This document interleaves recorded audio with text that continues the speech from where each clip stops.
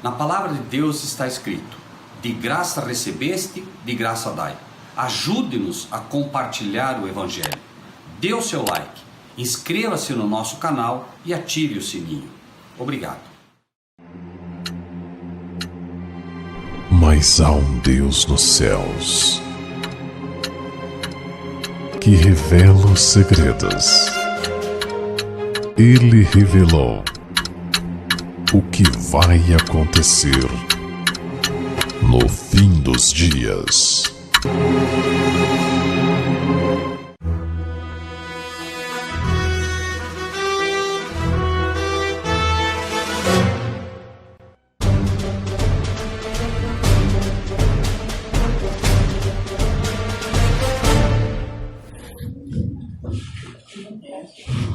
Graça e paz da parte de Deus o Pai, do nosso Senhor Jesus Cristo. Amém. Conseguem pelo menos ver a imagem? Conseguem ver mais ou menos? Nós vamos apresentar um tema hoje aos irmãos, que é um tema relativamente pesado, é uma profecia que está no livro de Apocalipse, no capítulo 17, do Apocalipse. Quem gosta de seguir pela Bíblia, eu até já falei sobre isso aos irmãos, não sobre esse tema, mas sobre a forma como os irmãos podem anotar as profecias. E nesta noite, irmãos, nós vamos estudar um tema que ele tem uma importância fundamental nos nossos dias. É um fato que o livro do Apocalipse é o livro dos nossos dias, isso nós temos visto a cada estudo, mas hoje particularmente nós vamos ver um estudo que é tão importante quanto, como nós falamos, pesado. E é um tema que é preciso ter coragem para ensiná-lo. Mas, acima de tudo, irmãos, tenham na mente o seguinte: eu tenho ouvido hoje muito isso e me preocupa bastante quando ouço isso de cristãos. Olha, mas isso, o mais importante é que a gente fale da salvação. O mais importante é isso, o mais importante é aquilo. Irmãos, o mais importante é que a Bíblia diz que o cristão vive de toda palavra que vem da boca do Senhor. Toda. E a Bíblia é toda a palavra do Senhor. Então nós não podemos escolher dizendo essa parte é melhor ou aquela parte é melhor. O que sabemos sim é que o livro do Apocalipse é um livro tão pouco estudado, tão pouco conhecido, que ele se torna muito importante nos dias de hoje exatamente por isso. A grande prova de que nós temos de que o livro do Apocalipse é um livro importante para a nossa época é que Satanás cegou tanto todos os professos cristãos que eles não conhecem esse livro. O inimigo sabe a importância desse livro, sabe. E nessa noite nós vamos ver um estudo, como digo, que é muitíssimo importante. O Deus, em sua infinita sabedoria, reservou todo um capítulo para esse tema, que é exatamente Apocalipse 17. Nós vamos ler então Apocalipse 17, do capítulo 1 até o versículo 12. 17, nós vamos ler então o versículo 1 até o 12 e depois vamos apresentar aos irmãos, pela graça de Deus, o que esse capítulo nos revela. 17, 1. Veio um dos 7 anjos que tinham as 7 taças e falou comigo dizendo-me: vem, mostrar-te-ei a condenação da grande prostituta que está sentada sobre muitas águas, com a qual se prostituíram os reis da terra.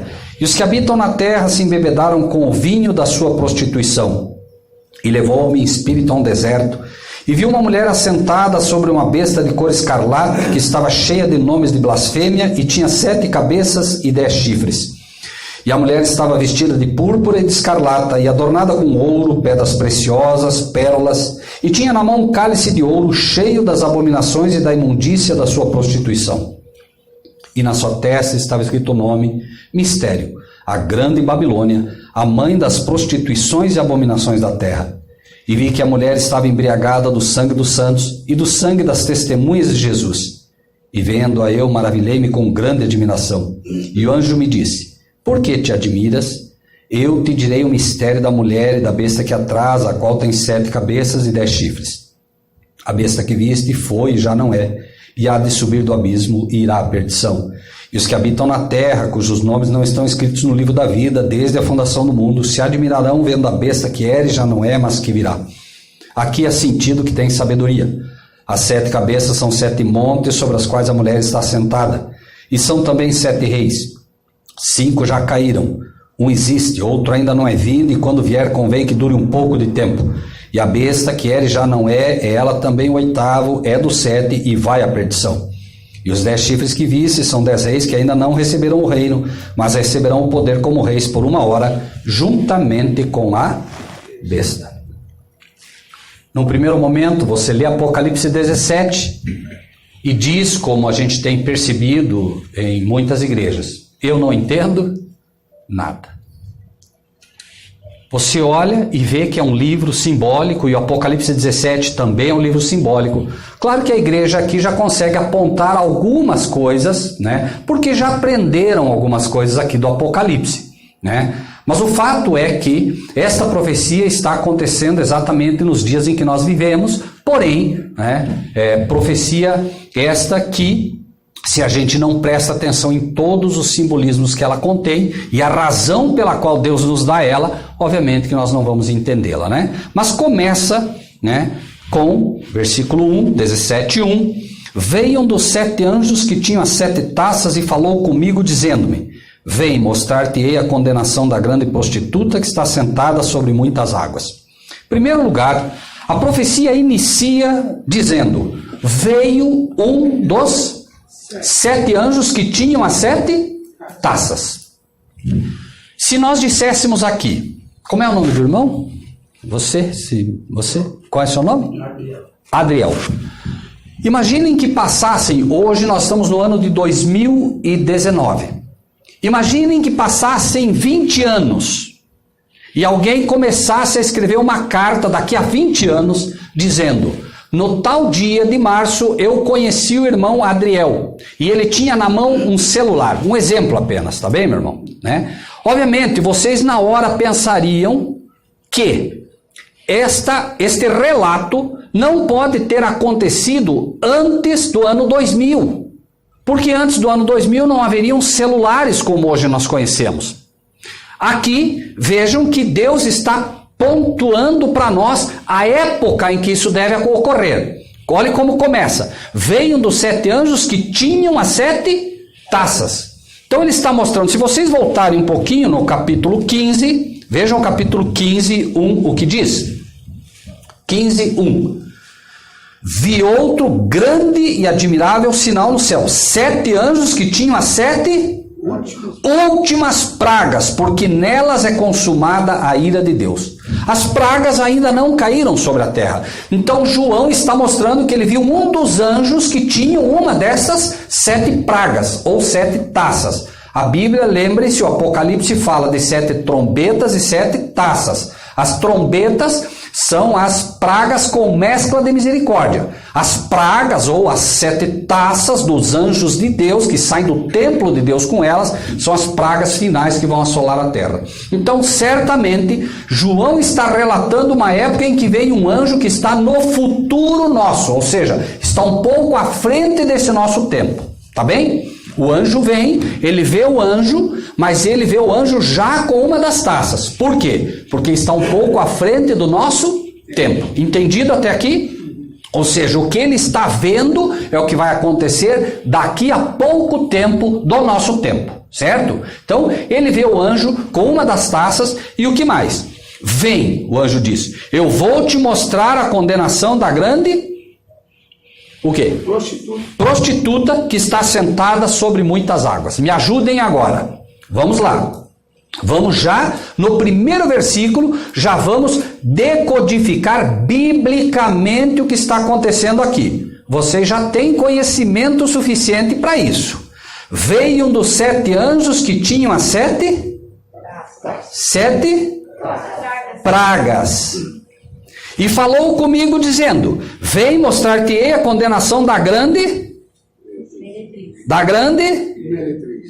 meretriz. Que mais? Da grande prostituta. O que é uma prostituta em profecia. As virgens são as igrejas de Deus. E a prostituta é o quê? Babilônia, uma igreja caída, meus irmãos. Vem, eu vou te mostrar a condenação da grande igreja caída, que está sentada sobre muitos. Apocalipse 17:15, vamos ler? 17:15, quem quer ler aí? Vamos deixar que a Bíblia se interprete. Falou-me ainda, as águas que vistes, onde a meretriz está assentada, são povos, multidões, nações e línguas. Vamos ler de novo então? Veio um dos 7 anjos que tinham as 7 pragas, muito bem, e falou comigo dizendo-me, com quem que ele está querendo falar hoje? Conosco, amém? Vem, eu vou te mostrar a condenação da grande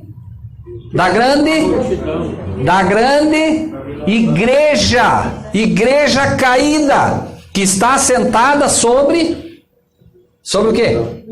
Muitos povos, multidões, nações e línguas. Então, a primeira frase é: vem, eu vou te mostrar a condenação da grande igreja caída, que lidera, que domina muitos povos, nações, multidões e línguas. Tá bem? Isso é bíblico. Isso é bíblico. Se houver alguma dúvida, irmãos, a gente volta. Tem que ficar muito claro. Está deixando claro que existe 2 tipos de igreja aqui. Amém? Claro. Existe a igreja prostituta, que é a igreja babilônica, que é a igreja caída. Existe a virgem, que é a igreja de Deus, como nós já estudamos, certo? Muito bem? Aqui entra a profecia das 10 virgens. Claro, as 10 virgens apenas. A diferença é que as virgens são as igrejas de Deus. Essa é a grande prostituta, ou seja, é uma igreja que domina sobre todas as outras igrejas que se uniram a ela. Lembram que nós estudamos? Apocalipse 18, né? Caiu a grande Babilônia. E aqui está falando de quem? De uma prostituta ou da grande prostituta? Da grande prostituta. Então é a grande Babilônia que nós estudamos. Muito bem, pastor, é isso mesmo, né? Agora, versículo 2. Com a qual, ou seja, com esta igreja, versículo 2, se prostituíram os reis da terra, e os que habitam na terra se embebedaram com o vinho da sua prostituição. Vamos lá então, de novo. Com a qual se prostituíram os presidentes, os governadores, os líderes do mundo, todos, inclusive líderes de igrejas, ok? Se prostituíram com ela. E os que habitam na terra, quem são os que habitam na terra?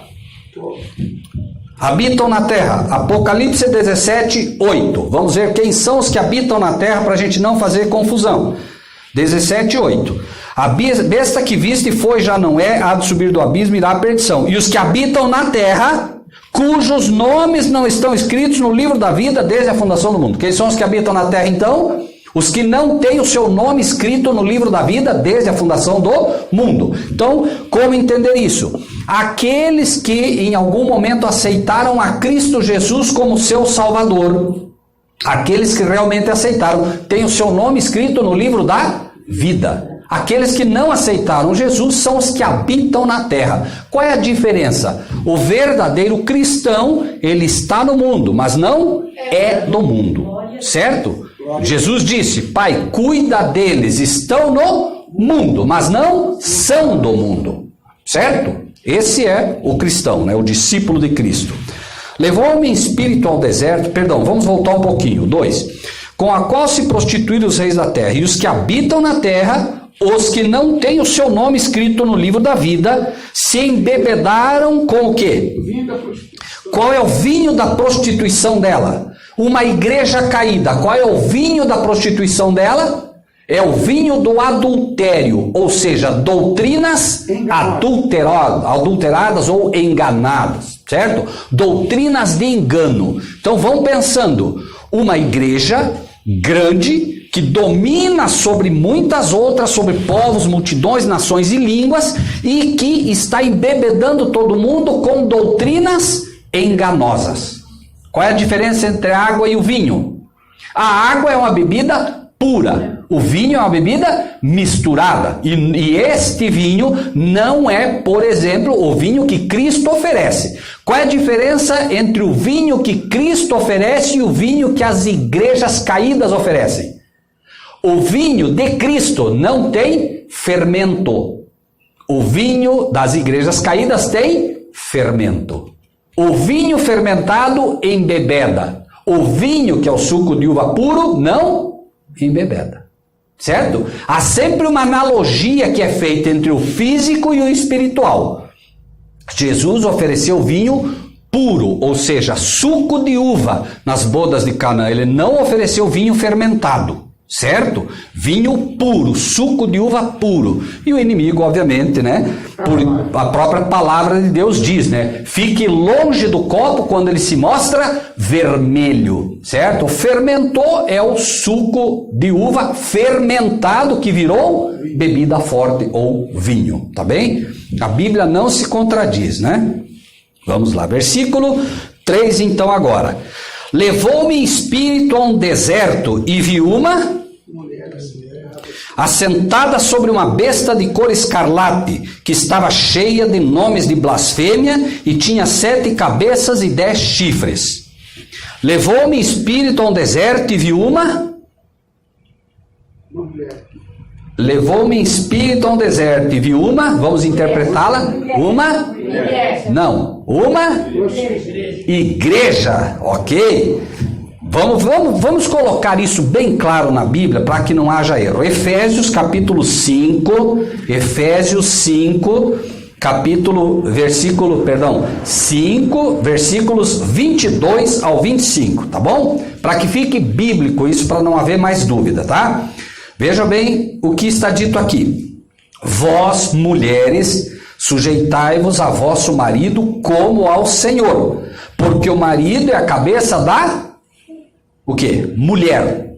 Como também Cristo é a cabeça da igreja, sendo ele o próprio Salvador do corpo. De sorte que assim como a igreja está sujeita a Cristo, assim também as mulheres sejam em tudo sujeitas a seu marido. Vós, maridos, amai vossa mulher, como também Cristo amou a igreja e a si mesmo se entregou por ela. Então Cristo faz um comparativo entre a mulher e a igreja. Simbolicamente então, profeticamente então, biblicamente então, mulher em profecia é igreja. Quanto a isso, não pode haver dúvida, tá bom, meus irmãos? Não pode haver dúvida, porque amanhã nós seremos chamados para dar razão da fé que temos, inclusive profética, e temos que estar preparados, né? Ok? Então, versículo 3 de novo. Levou-me em espírito a um deserto e vi uma igreja assentada sobre uma besta de cor escarlate. Então ele vê uma igreja. Vamos colocar a imagem aí de novo para os irmãos poderem acompanhar. Então vê uma mulher, e esta mulher está sentada em cima de uma besta de cor escarlate, e tinha 7 cabeças e 10 chifres. Lembrem-se, em profecia, o que você vê não é o que você deve entender. Ele mostra uma figura, mas essa figura deve ser interpretada como? Deve ser interpretada pelo que eu acho. É isso? Não. Como é que deve ser interpretado? Está escrito. Amém. Deve ser interpretada pelo que está escrito, não pelo que eu acho, porque senão eu não entendo. Nós vamos encontrar alguém dizendo, essa besta aí significa aquele prédio que caiu não sei aonde. Essa mulher aí significa, e cada um vai inventar uma história. Mas nós somos homens e mulheres bíblicos. A Bíblia é que mostra para nós o que significa cada uma dessas figuras. Então vamos ler de novo para ficar bem fixo na nossa mente. Levou-me em espírito ao deserto e vi uma igreja assentada sobre uma besta de cor escarlata. Vamos para o livro de Isaías. Não precisam ir, só marquem aí para vocês, porque se cruzar toda a Bíblia vai demorar demais para vocês. Vocês podem anotar e depois conferem para não ter erro, né? Isaías, capítulo 1, versículo 18. 1, 18. Vamos lá. 1,18. Vinde então e argui-me, diz o Senhor, ainda que os vossos pecados sejam como a escarlata, eles se tornarão brancos como a neve. Ainda que sejam vermelhos como o carmesim, se tornarão como a branca lã. A quem Deus compara a cor escarlata? Pecado. Muito bem. Obrigado, meus irmãos. Tá vendo como devagarinho a gente vai aprendendo? Vamos ler então até aqui, com paciência para ficar claro. A besta que vi, Apocalipse 17, meus irmãos. Levou-me em espírito a um deserto e vi uma igreja sentada sobre uma nação. Besta é nação. Lembrem-se de Daniel capítulo 7, onde ele tem um sonho, onde ele vê o leopardo, vê o urso. Lembram que nós estudamos isso? Ele vê o leopardo, o urso, né? Cada um daqueles animais, e cada um representava uma nação. Então agora ele está vendo, e a imagem que ele vê é uma igreja dominando uma nação cheia de pecado. Mas ela não é apenas uma nação vermelha, porque ela é uma nação cheia de pecado. Ela é mais que isso. Vamos ler. O que diz ali? Que estava cheia de... Versículo 3.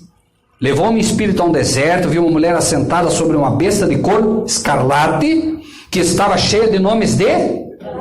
Qual é o pecado da blasfêmia? João 10, 33. Não precisa ir até lá.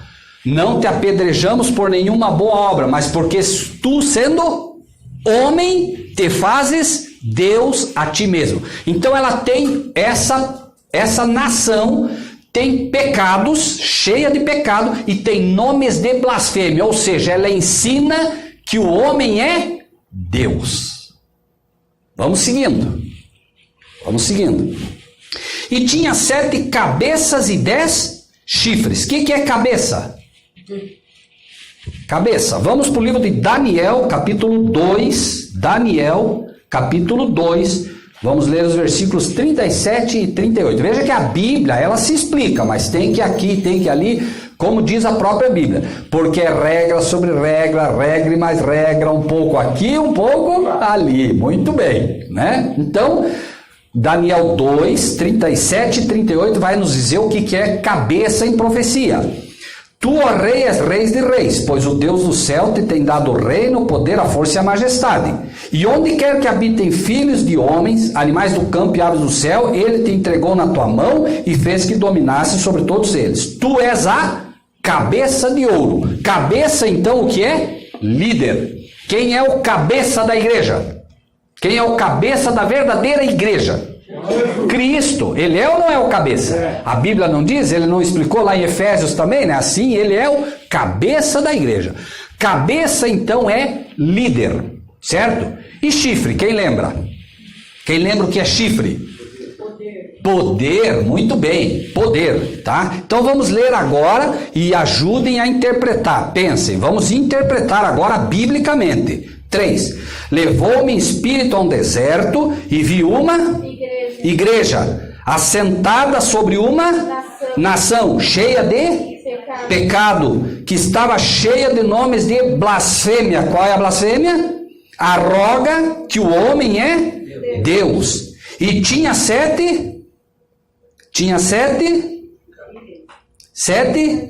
sem medo, vamos lá. Cabeça, 7 líderes e 10 poderes. Muito bem. Agora veja que começa a fazer sentido. Começa a fazer sentido. Ele vê, mas o que significa é o que estamos vendo, certo? Versículo 4. E a igreja estava vestida de púrpura e de escarlata, adornada com ouro, pedras preciosas, pérolas, e tinha na mão um cálice de ouro cheio das abominações e da imundícia da sua prostituição. À medida que nós aprendemos e entendemos a profecia, vai ficando um pouco mais claro, né? Vamos seguir aqui, olha aqui. Leiam vocês agora, me ajudem. O que diz lá o 4? Vamos ler de novo. O que diz ali? A igreja está vestida de que cor? Que cor? Olhem lá. Qual é a cor? Púrpura e escarlate. A liderança se veste de vermelho, que é o escarlate, e púrpura. O que é púrpura? Roxo. É a cor dos bispos, roxo, e a cor dos cardeais, a cor vermelha. Mas o que mais que diz ali? E ela estava o quê? Vamos ler. O que mais que diz ali, irmãos? Estava vestida de púrpura, escarlata, que mais? Adornada com ouro. É uma igreja rica ou não? Riquíssima. E inclusive, muito bem, né? Nós vamos ver ao redor do mundo uma igreja que de fato é riquíssima. Várias igrejas que são inclusive todo o seu interior feito de ouro, como esta, que é chamada inclusive de Gold Church, que quer dizer igreja de ouro. Certo? E temos várias, não é uma e nem duas. É uma igreja rica. O que mais? Leiam lá, por favor, continue. De pedras preciosas e de pérolas. Que mais? Tendo na mão um cálice de ouro. O que tinha na mão? Transbordante. O que tinha na mão? Um cálice. Há uma igreja só que no seu rito chamado sacrifício da missa usa o quê? O cálice de ouro. Não há muito que... A Bíblia, por isso dizemos, irmãos, precisa ter coragem para falar a verdade. Porque você vai dizer, né? Mas isso é um ataque. Não, não é um ataque. A única pergunta que nós temos que fazer é bíblico ou não? É só essa pergunta que o cristão não tem direito de questionar o que Deus diz. Agora, claro, alguém poderia dizer, não, isso não é assim. Tá bem, prove que não é. Abra a Bíblia e prove biblicamente que não é assim. É simples. O cristão vive de toda palavra que vem da boca de Deus. Ponto final. É dolorido, mas, irmãos, essa eu pergunto, é uma mensagem de Deus para quem? Para nós. É uma mensagem de Deus para o católico. Ele tem o direito de saber que ele está sendo enganado. É um direito que ele tem, ou não? Ele tem esse direito. Por quê? E nós já vamos ver por quê. Será que Deus diria isso porque não gosta do Papa? Ele diria isso porque não gosta da Igreja Católica? Ele diz, sai dela, povo meu. Ele ama o católico. Por isso que ele dá essa mensagem. Porque eles enganam o católico. Eles enganam a nós. E Deus não quer que seu povo seja enganado. Não quer.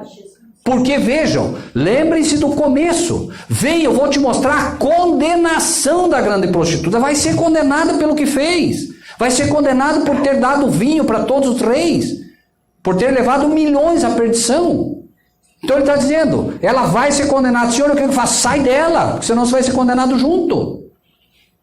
Vamos seguir então. Né? Versículo 4 então, né? Cheio das abominações e da imundícia da sua prostituição. E na sua testa estava escrito o nome, mistério, a grande Babilônia. O quê? A grande Babilônia, o quê? Das meretrizes, das abominações da terra. A mãe das meretrizes e das abominações da terra. Conseguem ler? Vamos ler? Sacros, sacrosanta, lateranensis, ecclesia, omnium urbis et orbis, ecclesiarium mater et caput. Santíssima Igreja de Latrão, de todas as igrejas da cidade e do mundo, o que mais? Mãe e cabeça. Mãe e cabeça. Ela própria assume que ela é o quê? Mãe. E o que está dizendo ali? Leiam. O que diz ali? A mãe da prostituição. Mãe. E aí você diria, espera aí, eu não sei se vocês sabem, já falamos alguma coisa sobre isso. O ecumenismo hoje está juntando centenas de igrejas. Centenas. A Igreja Católica recentemente foi questionada. Porque o que se questiona? Peraí, nós somos todos o quê? Nós que estamos aqui, somos todos o quê? Irmãos, certo? Somos irmãos, correto? E aí, alguém questionou, porque a Igreja Luterana está unida agora ao Vaticano, a Igreja Católica, né? A Batista está se unindo e várias igrejas se uniram. Então alguém levantou a seguinte pergunta: nós somos todos irmãos, não somos? O que foi dito? Não. A Igreja Católica é a mãe. Por quê? Porque eles entendem, né? Os líderes entendem que nenhuma igreja chega aos pés dela. Ela é a mãe. Por isso é que eles ensinam, inclusive, que Pedro foi o primeiro Papa. Que não é verdade, claro, mas eles ensinam. Então, obviamente, da Igreja Católica, entre aspas, sai o Papa, que é, entre aspas, o líder da igreja. Então, como as outras igrejas não têm um Papa, não pode estar no mesmo nível. Por isso ela própria diz, ela é a mãe, ok? Muito bem, versículo 6. Vi que a mulher estava embriagada do sangue dos santos e do sangue das testemunhas de Jesus. E vendo-a eu maravilhei-me com grande admiração. Vi que há o quê? Vi que a igreja estava com o quê? Eu vi que a igreja estava embriagada do sangue dos santos e do sangue das testemunhas de Jesus. E vendo-a eu maravilhei-me com grande admiração. Veja que João, então, ele vê que a igreja estava embriagada agora com o sangue dos santos e das testemunhas de Jesus. Alguém recentemente disse, não, a Inquisição, onde a Igreja Católica moveu vários líderes para torturar e matar cristãos na época da Inquisição, eles dizem, inclusive, que os números foram muito pequenos. Pergunto, nós vamos ficar com a história ou com a Bíblia? Por quê? Porque está escrito. Amém. Vamos ler então o que diz ali, porque a Bíblia não mente e a gente consegue ver a mentira quando ela é dita. Olhem só o que diz ali. Vi que a mulher estava embriagada. Isso quer dizer que ela bebeu muito sangue. Não foi pouco. Fosse pouco, não diria que estava embriagada. Certo? Então vi que a mulher estava embriagada do sangue. Do sangue de quem? Dos feiticeiros e feiticeiras, como eles disseram? Não, de quem? Dos santos, né? E das testemunhas de Jesus. Certo? Essa igreja, ela é culpada no céu pela morte de milhões de cristãos. E o pecado desses cristãos, entre aspas, foi dizer, nós ficamos com a Bíblia. Ficamos com a palavra. E a história vai se repetir. A história vai se repetir. Aqueles que daqui a pouco disserem, quando todas as igrejas estiverem unidas, vejam bem, todas as grandes igrejas unidas, e aí vem pastores renomadíssimos, PhDs que fizeram teologia, que fizeram faculdade, que fizeram universidade, que têm doutorado, mestrado em teologia, que sabem, entre aspas, tudo da Bíblia, vão chegar para uma pessoa mais simples, como o pastor, como a irmã, e vão dizer, não, é assim. E você vai ter que dizer, está escrito. E é o que vai valer. Só que, claro, vai se repetir a história. Você fez teologia, irmão? Não fez, então você não sabe nada. É o que vão nos acusar. E aí, claro, nós teremos que dar a defesa da nossa fé pela palavra, e só ela, que é o que basta. O cristão vive de toda palavra que vem da boca do Senhor, né?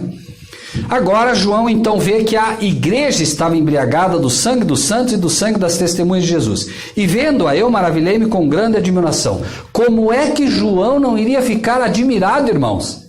João viveu numa época em que ele viu quem perseguindo a igreja? Roma.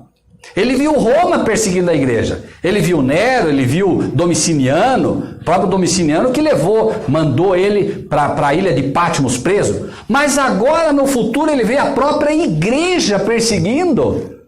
Para ele, se você perguntasse, João, o que é a igreja?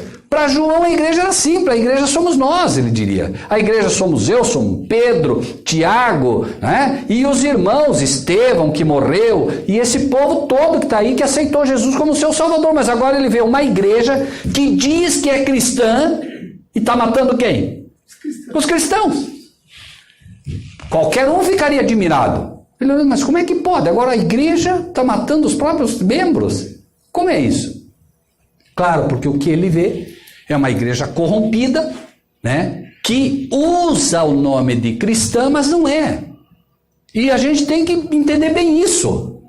Igreja católica, apostólica, romana. Romano é romano. Não é cristã, nunca foi, nunca vai ser. Né? Já falamos sobre isso também. Agora é claro que ela apresenta uma face cristã para enganar. Certo? Mas ela nunca foi cristã, de fato, e nunca vai ser. Tanto é verdade que se você observar, por exemplo, a igreja cristã é movida por 10 mandamentos simples. Um deles diz, não farás para ti imagem de escultura, nem do que há em cima no céu, nem do que há embaixo na terra. Esta outra igreja diz, pode fazer. Não só fala para fazer, como vende também. Pergunto, isso é cristianismo? Nunca foi, nunca vai ser. Deus diz, não é para fazer, e o cristão diz o quê? Se Deus falou que não é para fazer, não faço. Não há argumento para isso. Agora, claro, uma igreja que se diz cristã, faz. E aí vem o problema, né?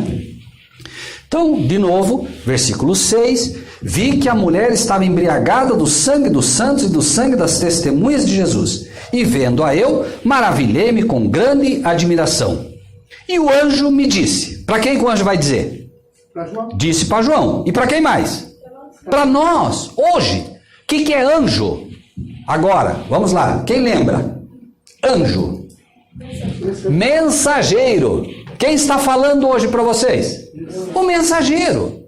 O mensageiro é um anjo literal? Não, simboliza os anjos. Porque são mensageiros, se trazem uma mensagem do céu.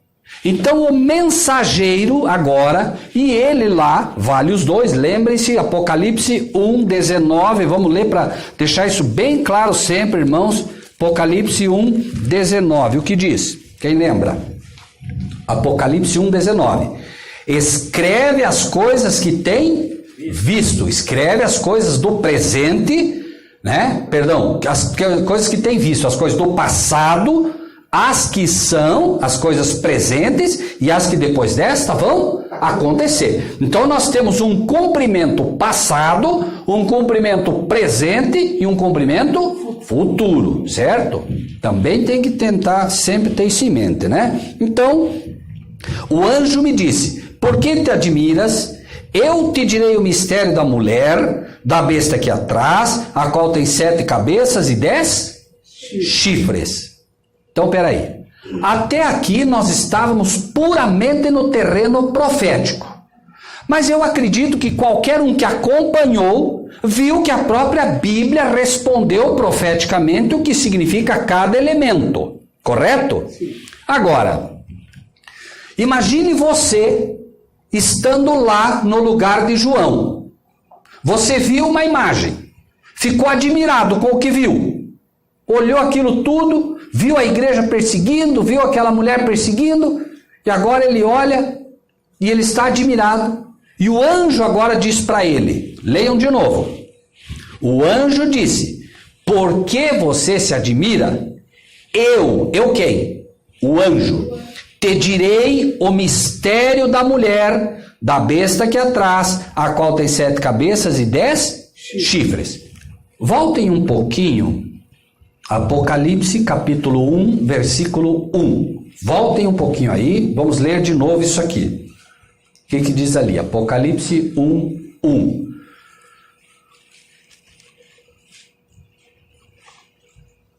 Apocalipse 1, versículo 1.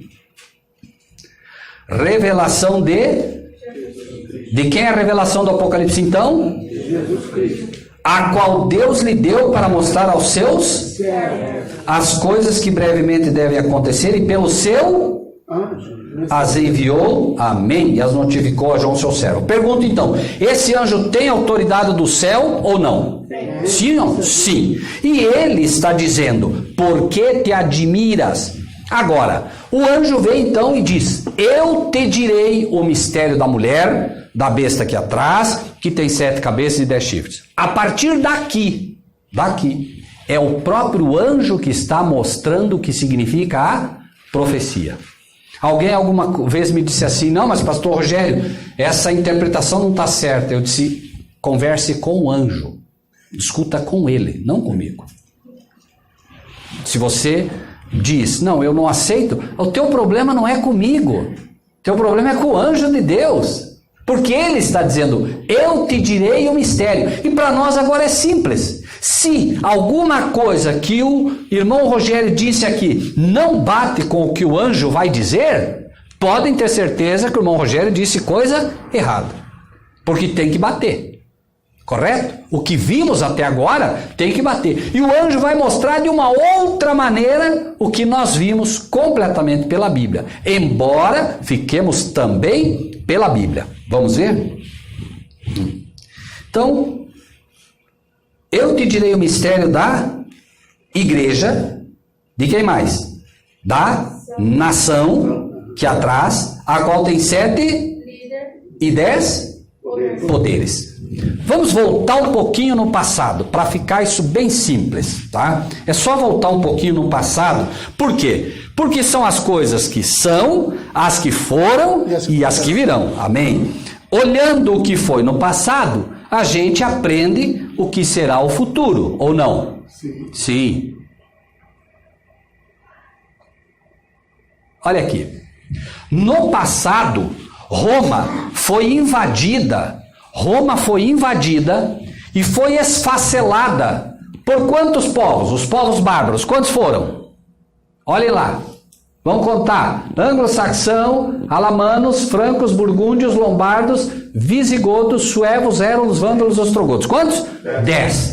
10 poderes que esfacelaram Roma e deram lugar a quem? Ingleses, alemães, franceses, suíços, italianos, espanhóis, portugueses e aquelas nações que finalmente o papado expurgou. O último foram os ostrogodos no ano 538. Agora, vamos voltar um pouquinho, tá?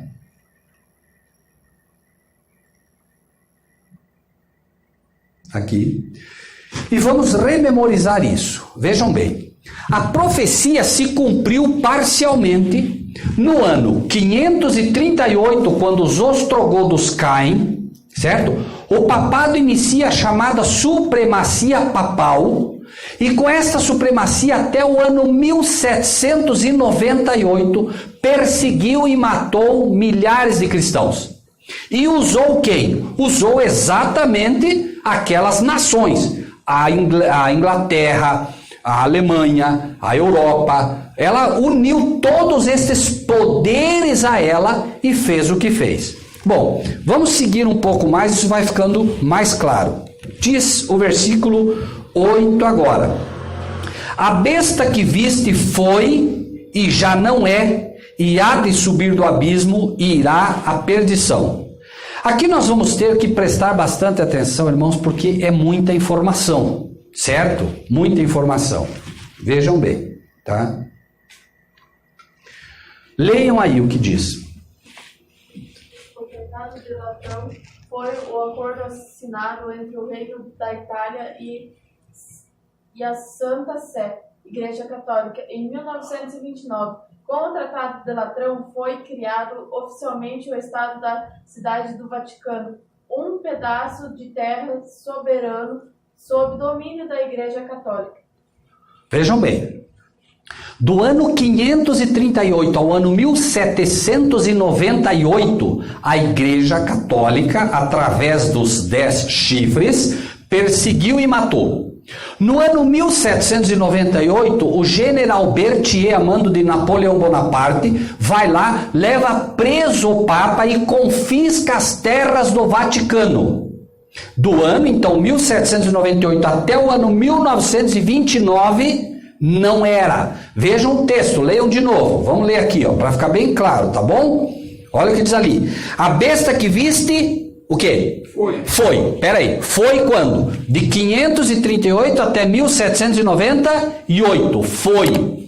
Já não é do ano 1798 até o ano 1929. Mas o que diz ali? Foi, já não é, mas o quê? Há de subir do abismo e vai à perdição. Então vejam, repetindo, do ano 538 a 1798, não é, perdão, era. Do ano 1798 a 1929, não era. A partir de 1929, passa a ser de novo, porque diz que a besta teria a ferida mortal curada. Então, o Tratado de Latrão foi um acordo assinado entre o Reino da Itália e a Santa Sé, a Igreja Católica, em 1929. Então, a partir de 1929, ela começa a subir do abismo. Ou seja, ela estava no ostracismo e ela começa a subir novamente, ok? Esse é um cumprimento, tá? Vamos ler o restante aqui. Tá complicado até aqui, meus irmãos? Não. Tá dando para entender? Sim. Tá ok? Eu sei que é bastante informação, mas vale a pena estudar, né? A besta que viste foi, já não é, há de subir do abismo e irá à perdição. E os que habitam na terra, cujos nomes não estão escritos no livro da vida, desde a fundação do mundo, se admirarão vendo a besta que era, já não é, mas que virá. Claro, por quê? Pergunto. Nós estamos vendo a besta era, matou milhões de cristãos. Não é, porque não está matando. Mas diz que vai matar de novo. Pergunto. Quando ela começar a matar de novo, vocês vão se admirar? Não, por quê? Porque já sabem, nós já estamos dizendo que vai acontecer pela Bíblia. Quem é que vai se admirar vendo isso? O mundo. Os que habitam na terra se admirarão vendo a besta que era, já não é, mas que virá. Esse é o cumprimento passado e o cumprimento futuro dentro do que ocorreu no passado. Então, 1929 ela passa a se recuperar, mas ainda não se recuperou totalmente. Por quê? Porque ela ainda não é uma besta que está perseguindo. Tá bem? Mas existe um outro cumprimento. Leiam de novo. A besta que viste foi, e já não é, e há de subir do abismo e irá à perdição. E os que habitam na terra, cujos nomes não estão escritos no livro da vida desde a fundação do mundo, se admirarão vendo a besta que era e já não é, mas que virá. Apocalipse, voltem um pouquinho de novo, Apocalipse 13, 18. Alguém leia, por favor, Apocalipse 13, versículo 18. Aqui há a sabedoria, aquele que tem entendimento. Calcule o número da besta, porque é o número de um homem. Ok, tá bom até aqui, meu irmão. Seu número é? Qual é o número? 666. Então, peraí. Agora Deus está falando com você. E Ele está te dizendo assim, ó. Aquele que tem entendimento, calcule. Se Deus te diz que é para calcular, o que é para fazer? Para calcular. Mas ele diz, o número é 666. Infelizmente está um pouco ruim aqui, eu não sei dizer porquê, mas enfim, tá? A gente vai mostrar aqui. Vejam bem. Aquele que tem entendimento, calcule o número da besta, porque é número de homem. E o seu número é 666. Então, meus irmãos e irmãs, façam um favor a si mesmos. Esqueçam essa conversa de que a marca da besta é o chip. Esqueçam essa conversa de esqueçam isso tudo, por favor. A marca da besta é a marca da besta. E a besta, quem é? É dito claramente aqui. Claramente. A marca da besta, e nós não estamos falando da marca, mas a marca da besta é a marca, obviamente, de quem? Da besta. Você não vai conseguir saber qual é a marca da besta se primeiro você não souber quem é a besta, óbvio. Não tem como. Eu primeiro preciso saber quem é a besta para depois saber qual é a marca dela. E ele não me diz claramente qual é a marca, mas ele me diz claramente quem é a besta. Pergunta, irmãos, 2 mais 2, quanto é? 4. Pode ser 4,1? Não. Pode ser 4,2? Pode ser 3,9? Não. Sabem por quê? Porque a matemática é o quê? Precisa. Deus chega em algum momento e diz assim, tá bom, eu te dei todo o Apocalipse 13 para identificar a besta. Você não quis aceitar. Então eu vou te dar uma matemática, porque matemática não falha. Certo? Matemática não falha. Então, ele te dá que o número da besta é 666. E é para calcular. Como é que eu posso calcular se eu não tenho nenhuma conta? Eu tenho que buscar na história e eu vou encontrar que os nomes de blasfêmia... O que é o nome de blasfêmia? Blasfêmia o que é? O homem passar-se por Deus. Todo papa se autodenomina vicário filho de Deus. Sabe o que isso quer dizer? Ele não quer dizer que, como nós que dizemos somos filhos de Deus, ele está dizendo que ele é o vicário filho de Deus. Ele está dizendo que ele é o próprio Cristo. Certo? Isso quer dizer, porque se diz sacrifício vicário. Por isso se diz sacrifício da missa. Certo? E a declaração é, o Papa não é apenas o representante da terra, é o próprio Cristo feito carne. Olha onde vai. Então nós temos que todo Papa tem um título, Vicarius Filii Dei. Me ajudem. V, quanto vale? Em números romanos, lembre-se que estamos falando de Roma. V quanto vale? 5. I, 1. C, 100. A, nada. R, nada. I, 1. V, 5. S, nada. F, nada. I, 1. 50. L, I, 1. 1. D, 500. E, 0. I, 1. Total, pode somar quantas vezes você quiser. 666. E não é coincidência. A palavra de Deus não tem coincidências, irmãos. Alguém diria, tem mais? Tem. Toda igreja católica, todo o clero católico se autodenomina Dux Cleri. Dux Cleri. Pode fazer a conta também. 666. Não tem como errar, tá? Vamos lá. Nós temos aqui, tá? Que o próximo versículo, ele vai nos dar mais bases, porque só isso deveria ser suficiente para o povo de Deus, mas Deus não deixa o seu povo absolutamente em dúvida, né? Diz o que aqui, ó, no Apocalipse 17, vamos um pouquinho para frente, tá? Diz o que? A besta que viste foi, já não é, há de subir do abismo, irá à perdição. E os que habitam na terra, cujos nomes não estão escritos no livro da vida, se admirarão, vendo a besta que era, já não é, mas que virá. 9 agora. 9. Aqui há sentido, que tem sabedoria. Se vocês observarem, olhem só como Deus é fantástico. Ele diz o que aqui? Aqui há sentido, que tem sabedoria. Deus faz uma ligação. Voltem em Apocalipse 13, 18 para vocês verem o que diz ali. Aqui há sabedoria. Veja que é o mesmo pêndulo que ele faz, para que você não erre. Pode ver ali, ó. Aqui há sabedoria. Calcule o número. Volte então para o 17, para isso ficar claro. Aqui há sentido, que tem sabedoria. As 7 cabeças são 7. Vamos lá. As 7 cabeças são 7? Não. Líder é cabeça, tá? As 7 cabeças são 7. Vejam, vamos ficar com o que ele diz agora. Vocês já vão ver como vai se completar isso. As 7 cabeças são 7. O que diz ali? O que está escrito, irmãos? Montes. Vejam, lembrem-se. Por que agora... Vejam bem, o pastor mudou. Não. Por que agora eu estou dizendo que não é cabeça? Porque o anjo está o quê? Interpretando. O anjo está dizendo, as 7 cabeças que você viu são 7 montes. Então agora você tem que ficar com o que o anjo diz. Ah, mas o pastor Rogério disse que cabeça era líder. Calma. Vamos ter paciência e já vamos ver se é ou não é, tá bem? Então, em primeiro lugar, entendam que o anjo está dizendo, as 7 cabeças são 7 montes. E o que mais? São 7 montes, o quê?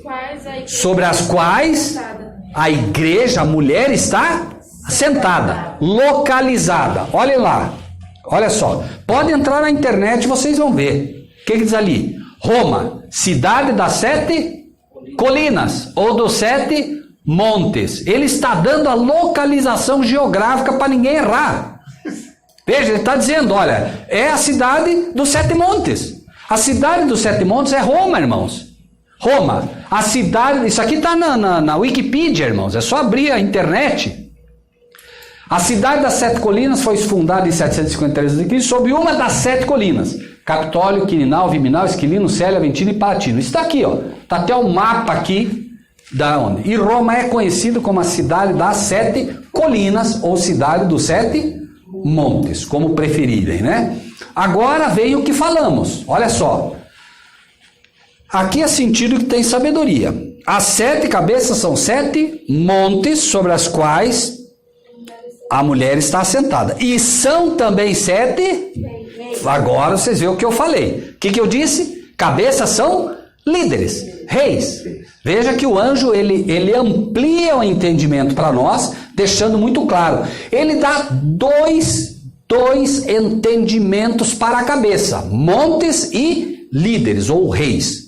Não há como errar, né? Ele deu a localização. Ele está dizendo que o Vaticano fica em Roma, que a igreja está em Roma. E agora ele diz de 7 líderes. Pergunto, quais são os líderes do Vaticano? Vamos voltar para ficar bem claro isso? Para não ter erro. Diz lá, olha lá. Ó. O Tratado de Latrão foi acordo assinado entre o Reino da Itália e a Santa Sé em 1929. O Tratado de Latrão foi criado, vejam bem, em 1929 foi criado oficialmente o Estado da Cidade do Vaticano, um pedaço de terra, o quê? O que é isso aqui?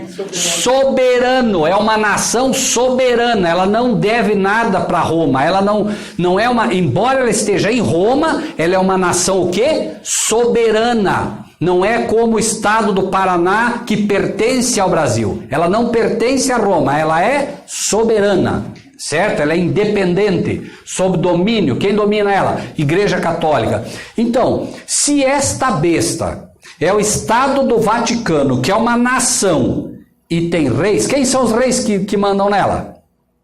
São os papas. Não tem como. E ela é soberana, ok? Vamos voltar um pouquinho, né? Aqui. O que mais que diz ali? Vejam, o 9, né? De novo. Aqui há sentido que tem sabedoria, 7 cabeças são 7 montes. Nós vimos a localização geográfica sobre as quais a mulher está localizada. E são também 7 reis. 5 já caíram. 1 existe. Outro ainda não é vindo e quando vier convém que dure um pouco de tempo. Ora, se são 7 líderes, 7 reis... Obviamente que nós temos que entender a partir de quando começa essa contagem. Esse é o grande desafio. Esse era um desafio que nós tínhamos ao estudar. Essa profecia nós começamos a estudar no ano de 2000. 2000, por favor, gravem isso. No ano de 2000 nós começamos a estudar. E no ano de 2000, vamos ler de novo isso aqui. Vamos lá. Olha só. São também 7 reis. Quem são esses reis? São também 7 papas. 5 já caíram. 1 existe. No ano de 2000 nós entendemos parte desta profecia. Então no ano de 2000, quem é que era o papa? 1 existe. Quem lembra? Uma pista. João Paulo II morreu no ano 2005. Subiu ao poder no ano 1978. Quem estava no poder no ano 2000? Quem existia? João Paulo II. Vejam só. São também 7 reis, 5 já caíram, 1 existe, outro ainda não é vindo. Quando vier, convém que dure pouco tempo. Logo após estudar esta profecia, nós escrevemos um artigo sobre essa profecia e jogamos na internet. E nós dissemos o seguinte, pastor. Não sei qual será o próximo papa, mas uma coisa seguro, vai durar pouco tempo. Porque se a profecia estivesse certa, ele ia durar pouco tempo, o próximo ou não? Sim, porque a Bíblia diz, vai durar pouco tempo, o próximo. 1 existe, o outro não veio, quando vier convém que dure pouco tempo. Curiosamente, é claro que existem desdobramentos na profecia, mas curiosamente, no discurso de posse do Papa Francisco, do Papa Bento, quem lembra quando ele subiu e fez o primeiro discurso dele? Primeiro, a profecia ficou lá, na internet. O primeiro discurso dele foi: no curto período de tempo que estarei à frente da Igreja Católica, seguirei os passos do meu antecessor. Quando ele gravou isso, choveu de gente perguntando, mas como que você sabia? De onde vem isso? E começou-se a estudar essa profecia. Agora, é claro, o que quero deixar os irmãos daqui para frente é algo que ainda estamos estudando, tá bem? Nós vemos que há muita coerência no que estamos estudando, mas ainda estamos estudando. Por quê? Porque Deus vai desdobrando as coisas à medida que elas vão ocorrendo, tá? Então, por exemplo, né? São também 7 reis, 5 já caíram, 1 existe, outro não é vindo, e quando vier convém que dure pouco tempo, tá? Vamos ver aqui algo para que os irmãos acompanhem. A data, vejam bem, quando foi que a Igreja Católica e o Vaticano passou a ser um Estado soberano? Quando passou a ter reis? Quando? 1929. Então, se nós tivéssemos que contar a partir de uma data, que data seria? 1929.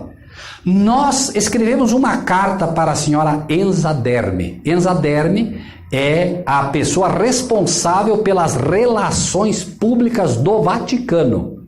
Nós mandamos uma carta a ela, pastor, perguntando a partir de que data o Estado do Vaticano passou a ser uma monarquia para poder ter reis. A resposta foi dela, está registrada num livro nosso, a carta que ela nos enviou. Ela diz claramente: o Estado do Vaticano passou a ser uma monarquia oficialmente a partir do Tratado de Latrão no ano 1929. A resposta dela, certo? É um documento deles, não há como fugir. Então, irmãos, se a profecia estar correta nesse aspecto, a data de 1929 teria que bater com o início da contagem dos 7 papas ou reis. Vamos ver se bate? Aqui começa a ficar mais complexo. Vejam bem, me ajudem a ler de novo o versículo lá, por favor, me ajudem a ler. Vamos lá. O que diz lá?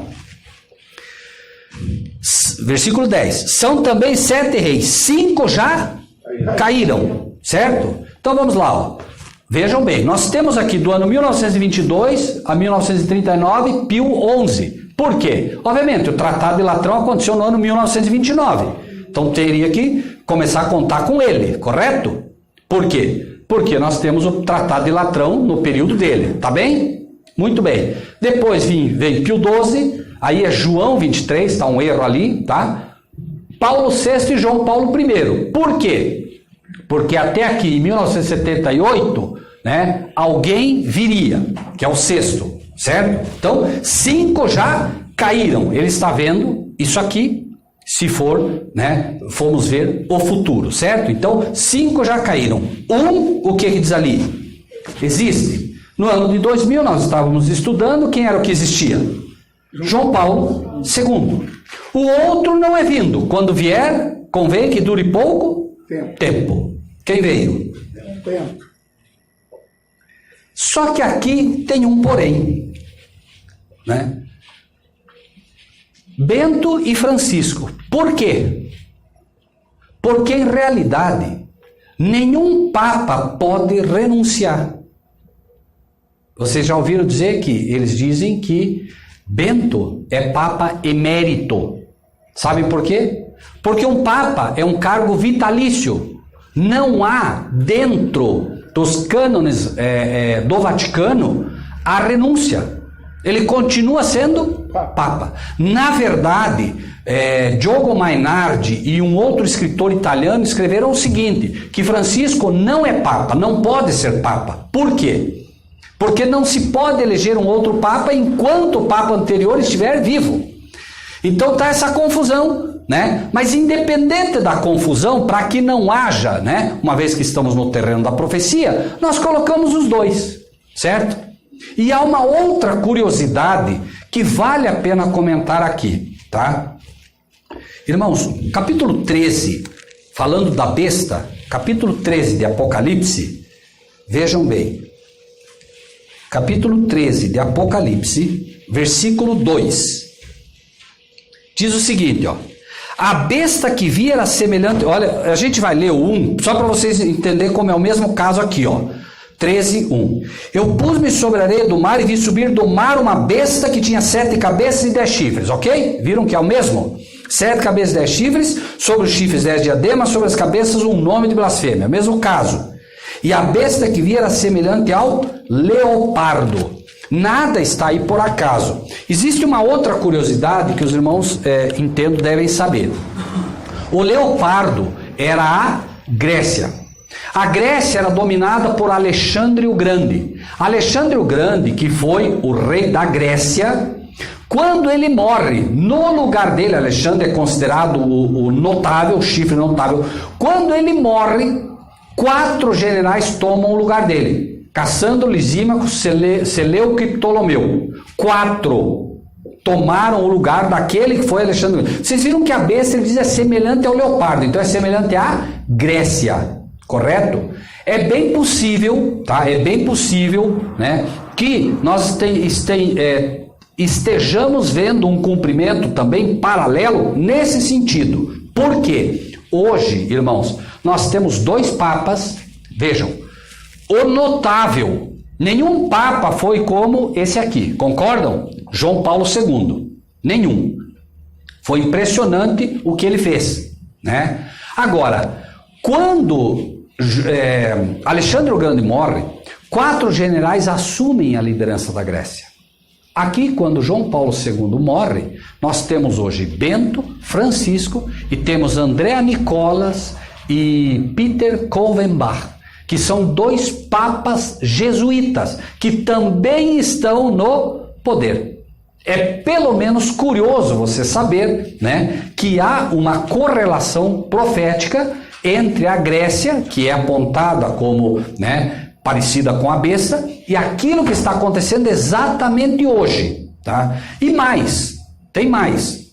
Irmãos, aqui nós vamos ver algo interessante também. Cada um pode ir somando aquilo que entende, né? Olha só. São também 7 reis. 5 já caíram, um existe, outro não é vindo. Quando vier, convém que dure pouco tempo. E a besta, preste atenção ali, ó. A besta que era e já não é ela... Versículo 11, irmãos. É ela também o 8º, é do 7 e vai à perdição. Irmãos, como é que nós resolveríamos isso? Vejam bem, são 7 cabeças, não tem como fugir, certo? Porque aqui é ou um ou outro, correto? Ou um ou outro. Ou é aquele que o cânon diz que é o vitalício, ou é o outro, tá? Mas fato é que só tem 7 cabeças. 1, 2, 3, 4, 5, 6... 7. Não tem 8 cabeças, ou tem? Sim ou não? Não, não tem. Notem, vamos ler de novo, irmãos. Isso precisa ficar bem claro. Olha só. A besta que viste foi e já não é. E é ela, o quê? Não, versículo 11. A besta que viste foi e já não é. E é ela também. Não tem a palavrinha também aí? Também, é importante, não se pode perder palavras, irmãos. É ela também. Por que também? De novo, é ela também o quê? O 8º. Então vejam bem, até aqui, nós tivemos, vejam, lembra que nós falamos que no passado se cumpriu com a besta que era e já não é, mas que virá. Por que ela era? Porque ela perseguiu. Parou de perseguir, mas ela vai voltar a perseguir, correto? Aqui nós temos o quê? 7 reis. Até aqui, 7 o quê? Reis. Mas prestem atenção nisso. Olhem, vamos ler de novo para ficar bem claro isso, irmãos. A besta que era e já não é ela também o 8º. É do 7 e vai à perdição. Aqui foram 7. 7 o quê? Reis. Reis. Nenhum deles foi besta. Reis. Reis. Mas ele diz que a besta é o 8º. E é do 7. Tem que ser um da onde, então? Tem que ser um deles, ou não? Disse que é do 7. Correto? Diz que é do 7. Uma ferida mortal foi dada e foi curada, né? Que é o que lemos, certo? Voltem um pouquinho para Apocalipse 13, versículo 3. Prestem bem atenção nisso, irmãos, que essa é a parte mais importante e a mais difícil. Olha só, 13, 2, tá bem? 13, 2. E a besta, o que é besta? Nação. A nação que via era semelhante ao leopardo, seus pés como de urso, etc, etc. E o 3 diz o quê? Viu uma de suas... Vejam lá, olhem lá. Olhem lá. Viu uma das suas, o quê? Cabeças. Como ferida de morte. Mas o que aconteceu? Essa ferida mortal foi curada. E toda a Terra se maravilhou. Então ele disse o seguinte, ó. Ele viu que uma das cabeças foi ferida de morte. Mas o que aconteceu? Embora a ferida de morte, a chaga mortal foi curada. E depois que ela foi curada, o que aconteceu? Toda a terra se maravilhou após a besta.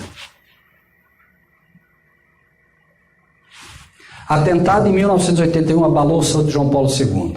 João Paulo II sofreu um atentado na tarde de 13 de maio de 1981, uma das cabeças, em plena praça de São Pedro no Vaticano, durante a audiência pública realizada sempre às quartas. O turco Mehmed Ali Aka disparou 3 vezes uma pistola Browning de 9mm e a menos de 7 metros de distância, ferindo gravemente o estômago, a mão esquerda e o cotovelo pontífice. Uma multidão de 10 mil fiéis presenciou o fato, incluindo Sara Bartoli, que na época era a criança que estava nos braços de um sacerdote no momento do atentado. 12 dias entre a vida e a morte, mas a ferida mortal foi? E depois que ele se curou, o que aconteceu? O que aconteceu depois que o Papa João Paulo II se curou? O que aconteceu? A terra se maravilhou seguindo a besta. Tanto é verdade que nunca um Papa foi tão reverenciado. Certo? Vamos ver um outro aspecto, que é curioso também sobre isso.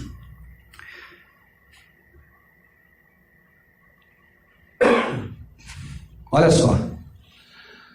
Desde que houve Papa, nós estamos no número 266.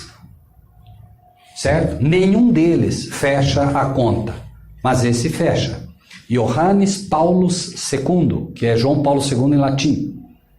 I1, V5, L50, V5, C100, V5, D500. Soma 666.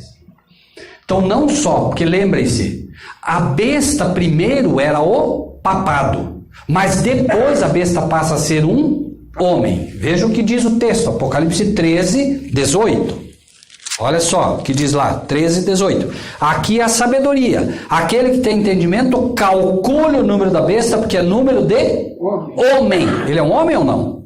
Homem. Seu número é 666. Por isso que dizemos, irmãos, cuidado com essa história de que a marca da besta é o computador de Bruxelas, a marca da besta é o código de barras, a marca da besta... Irmãos, a marca da besta é a marca do papado.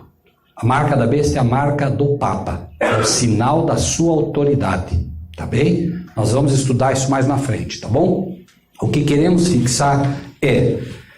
E agora nós vamos entrar num terreno, irmãos, que é um terreno, obviamente, que a gente não...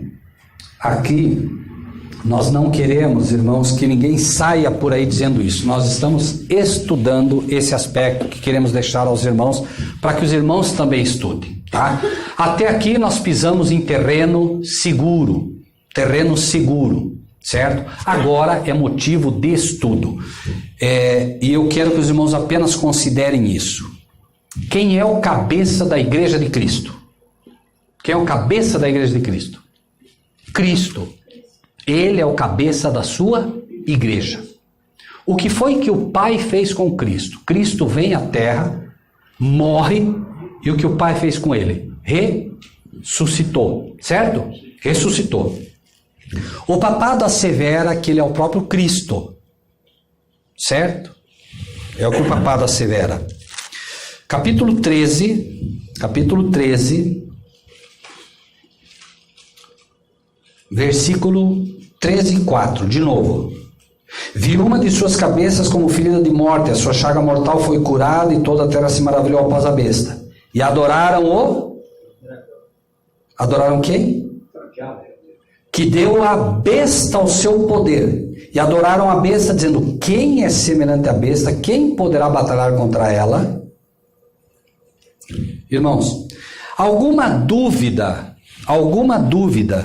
de quem é que dá poder e empresta poder à besta? Nenhum. Irmãos, Deus tem a sua igreja. A sua igreja se movimenta pelo poder de Deus. Mas o cabeça da igreja de Deus é Cristo. O diabo também tem a sua igreja. E também tem um líder, um cabeça. E esse cabeça também tem alguém que lhe empresta o seu poder. Isso é um fato. A guerra final será entre a igreja, a virgem pura de Cristo, e a prostituta, a corrompida. Essa é a guerra final. Deus protegendo a sua igreja por meio de Cristo. E o diabo protegendo a sua igreja por meio do seu, entre aspas, falso Cristo. Essa é a guerra final, irmãos. Agora eu pergunto: O que o inimigo precisaria fazer para enganar todo mundo e dizer, de fato, o Papa é Cristo? O que precisaria fazer? Deus ressuscitou o seu filho. Sim ou não? Sim. Se o inimigo conseguir o engano dessa natureza, engano, porque ele não pode ressuscitar ninguém, ele leva o mundo arrastado. Por quê? Porque ninguém poderia aceitar o fato, entre aspas, de que o Papa sendo ressuscitado não fosse de fato quem ele diz ser. Lembrem-se que o papado diz que ele é o próprio Cristo. Imaginem se o inimigo pudesse fazer isso. Agora vamos ver Apocalipse 11. Voltem, Apocalipse 11 um pouquinho.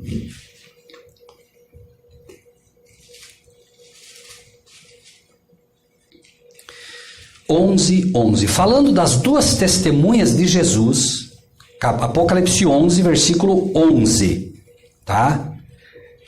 Vamos ler o 10 e 11 para ficar mais claro. Olha o 10.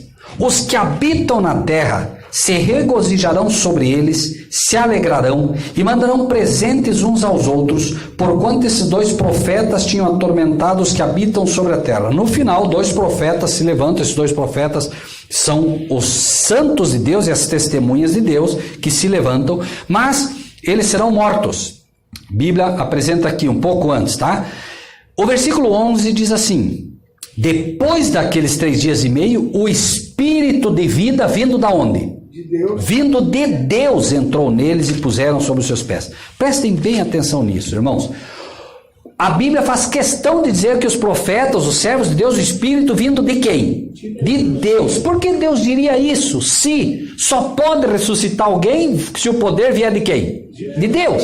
Mas ele faz questão de dizer que os servos de Deus, os profetas de Deus, ressuscitam pelo poder de Deus, porque haverá um engano, um outro poder, que entre aspas, poderá ressuscitar através de um engano alguém. Vejam, voltem para Apocalipse 17, com isso a gente encerra, tá? A gente encerra com isso. Versículo 17, 8. A besta que viste foi. Veja, nós temos 2 cumprimentos. Qual foi? Qual que morreu? Um que nós vimos que pode ser identificado. Johannes, Paulos, segundo. A besta que viste foi, já não é, e há de subir da onde? Do abismo. Vamos permitir que a Bíblia responda para nós o que é subir do abismo. Alguém, por favor, abra sua Bíblia em 1 Samuel, capítulo 28, versículo 11. 28, Samuel, 1 Samuel 28, 11.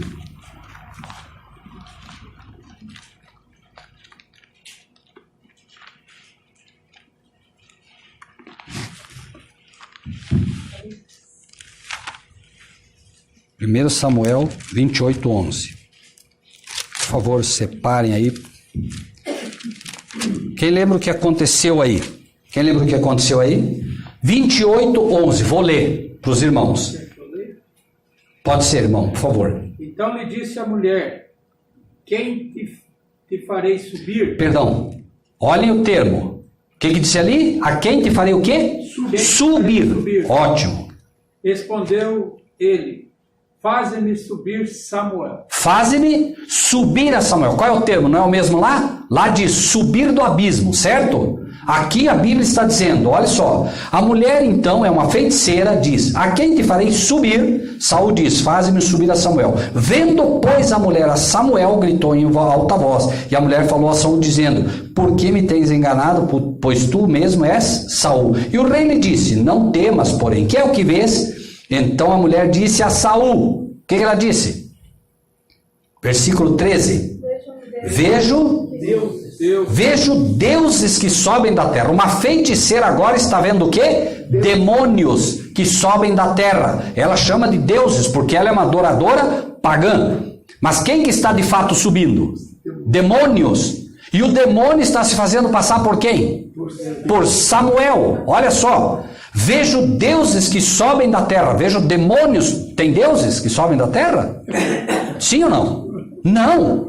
Vejo deuses, vejo demônios que estão subindo da terra. Ele disse, Saul, como é a sua figura? E disse ela, vem subindo um homem ancião e está envolto numa capa. Olha só o demônio aqui se fazendo passar por quem? Pode, por Samuel. Veja agora o que diz o texto ali. O que diz?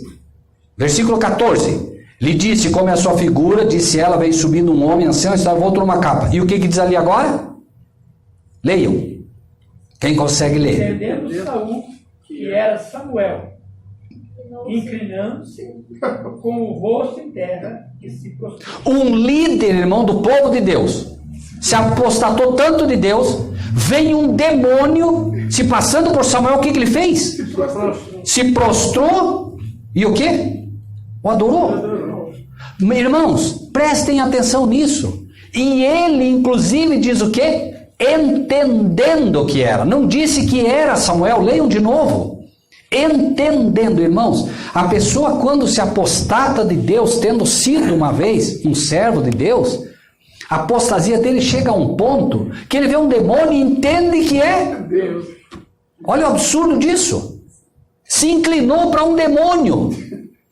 Agora, o que quero mostrar para os irmãos é, o termo subir é o que então? É como o moderno espiritismo, é a necromancia, é quando um demônio vem como se fosse uma pessoa que foi para a sepultura fazendo-se passar. Saul conhecia bem a Samuel, sim ou não? Sim, mas ele olha o demônio fazendo-se passar por Samuel e achou que era Samuel. Por favor, é isso que eu quero que vocês entendam, meus irmãos. O termo subir na Bíblia é quando alguém, entre aspas, é quando um demônio se faz passar por alguém e faz de conta que está sendo ressuscitado. Vejam bem o peso que tem isso, irmãos. O espiritismo é a moderna feitiçaria que lá no Éden, quando foi dito, Deus disse, se comer do fruto, morrerás. O diabo disse o quê? Não morrerás. O espiritismo tem base nisso. Agora, vamos, e com isso finalizamos, irmãos, tá? Apocalipse 17... ele diz o quê? Vamos ler de novo para ficar bem gravado isso, ó. A besta que viste foi, já não é, nessa época que estamos, não é, ou é? Não é, porque o Papa está morto, e há de subir do abismo. Subir, então, é o quê? É uma contrafação demoníaca, como aconteceu lá, porque a Bíblia que tem que explicar para nós.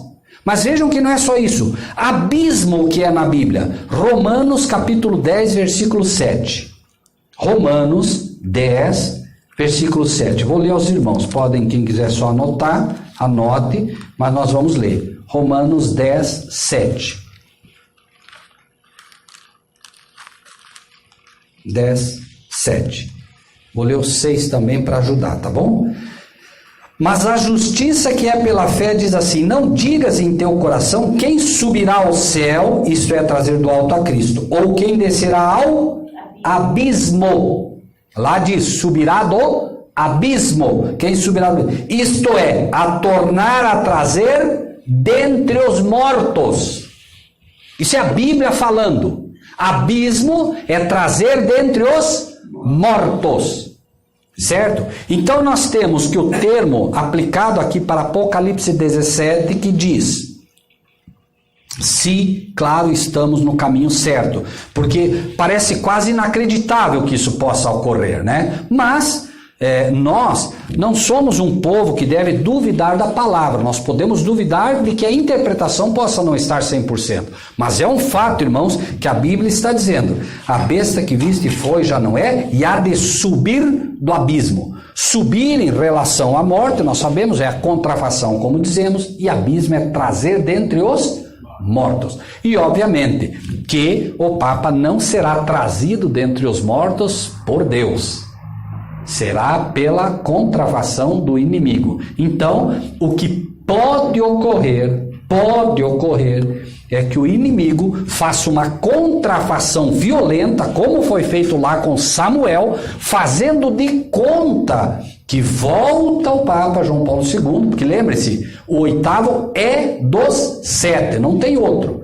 E ele voltaria fazendo-se passar por Cristo, que ressuscitou, e esse será o engano que a maioria esmagadora da terra vai cair.